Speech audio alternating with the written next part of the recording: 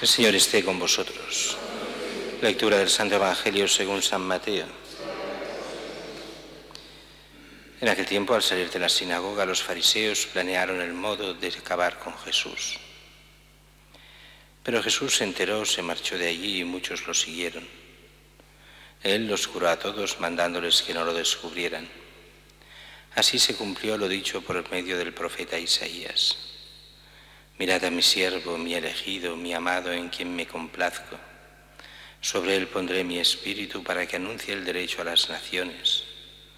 No porfiará, no gritará, nadie escuchará su voz por las calles. La caña cascada no la quebrará, la mecha vacilante no la apagará. Hasta llevar el derecho a la victoria, en su nombre esperarán las naciones. Palabra del Señor.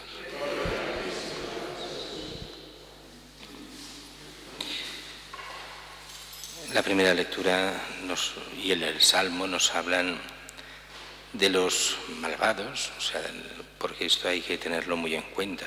Hoy en día estamos en una situación extraña, donde por una parte todo el mundo es muy bueno, y por toda la parte y a la vez hay las atrocidades más inmensas. Y uno dice, a ver, o todo el mundo es bueno, o no es verdad que todo el mundo sea bueno, y no es verdad que todo el mundo es bueno. Y si cogemos la frase de Jesús, nos vamos al extremo opuesto. Nadie es bueno, solo Dios es bueno.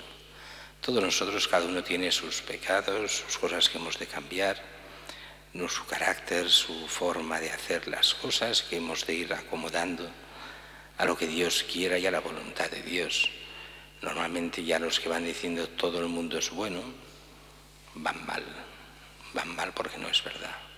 Y van mal porque es una forma de excusarse ellos mismos de cualquier mal, diciendo siempre que la culpa es de otros. Entonces, ¿de quiénes son estos otros? Pues qué curioso, la mayoría de los que dicen todo el mundo es bueno son los que dicen Dios es malo, la Iglesia es mala, hay que acabar con ella, hay que acabar con los creyentes porque los malos son los cristianos y siempre estamos en lo mismo. Es la forma de hacer de cierto tipo de gente muy en boga hoy, por desgracia. Mientras que el Evangelio de hoy continúa en parte el Evangelio de ayer, aunque se salta un pequeño trozo, donde hay una curación en sábado de un paralítico. Y es curioso porque después de esta Jesús ha hablado de quién es Él. Si os acordáis, venían después ese sábado de haber comido espigas en el campo. Él es el Señor del sábado, decía Jesús. O sea, Él es Dios. Y lo repetía con varias frases diferentes. Y después de eso hace esa curación y salen de la sinagoga. Y dicen aquel tiempo, entonces empieza hoy, al salir de la sinagoga, los fariseos planearon el modo de acabar con Jesús. Y en el fondo lo hacen porque Jesús se ha puesto al nivel de Dios. Jesús, que es el Hijo de Dios. Así que hay que eliminar a Jesús. Dice que Jesús se enteró, se marchó de allí, muchos lo siguieron y curó a todos aquellos que sí lo siguieron, mandándoles que no lo descubrieran. Y dice que así se cumplió lo dicho por medio del profeta Isaías. Y nos da esta profecía sobre Jesús. Mirad a mi siervo.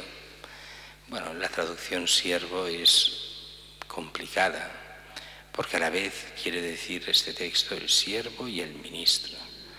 El siervo es el que me sirve, el que está debajo de mí, pero me sirve, pero a la vez la traducción podría entenderse como mi enviado, mi ministro, aquel que ha de hacer aquello que le diré, el ministerio para el cual lo envío. Así que es el siervo, y en un cierto sentido aquí se entiende todo lo que es la encarnación. Cristo enviado se hace siervo.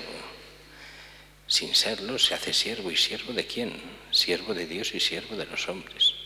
Eso lo explicará muy bien el mismo San Pablo cuando hablará de Cristo, el de Jesús, el siervo. Y dice, mi elegido, mi amado, en quien me complazco. Es curioso porque esto en quien me complazco es la misma frase de aquel de al principio del Evangelio, cuando se habla de gloria a Dios en el cielo y en la tierra, paz a los hombres, traducen que aman al Señor. Pues no, es esta frase: paz a los hombres en los que se complace el Señor. Esto lo explicaba muy bien Benedicto XVI, interpretando estos textos. No es los que, o sea, el fondo del gloria es aquellos en los cuales el Señor se complace.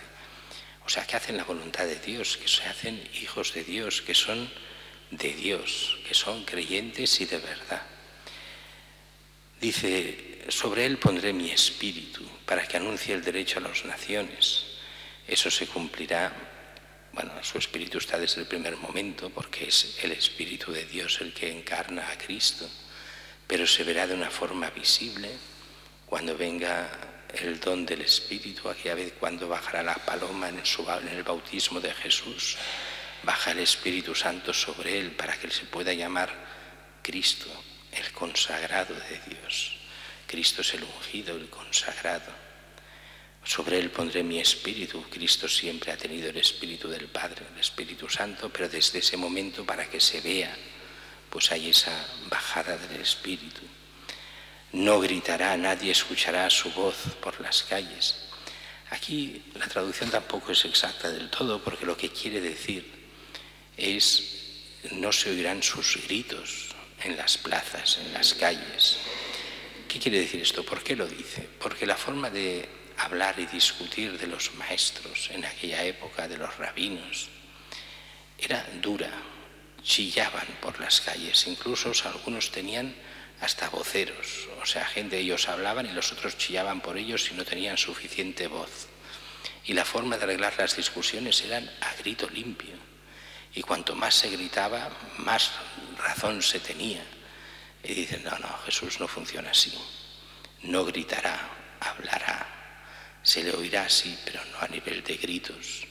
No será un charlatán más, sino que su palabra es la palabra de Dios.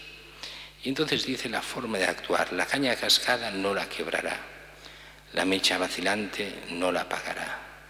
Como diciendo: no vengo a destruir las cosas que están mal, sino a arreglarlas.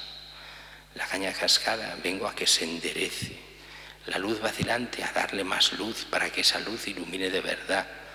En el fondo es el sentido de que no viene contra nadie, sino a favor de llevar las cosas hacia Dios. No viene a condenar al pecador, sino a salvarlo.